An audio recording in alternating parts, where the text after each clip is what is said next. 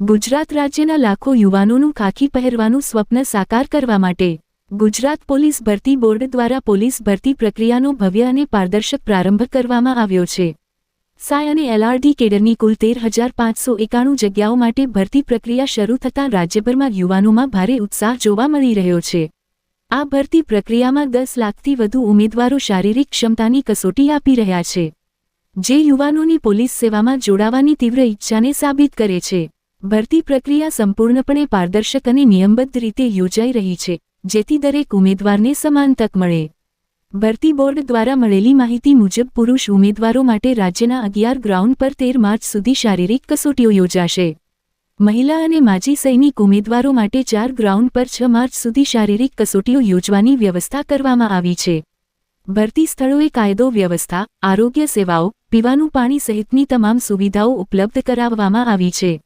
સાથે જ ઉમેદવારોમાં ઉત્સાહ અને શિસ્તપૂર્ણ વાતાવરણ જોવા મળી રહ્યું છે।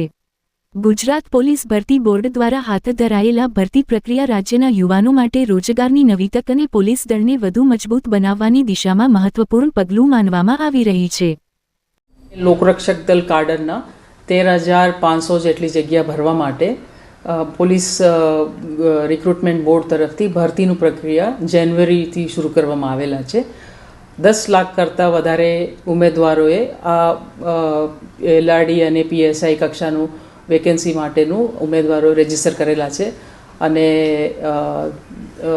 રાજ્યના 15 જેટલી જગ્યાએ એ અલગ અલગ જુદી જુદી જગ્યાએ લોકોની ભરતીની પ્રક્રિયા અત્યારે ચાલુ છે।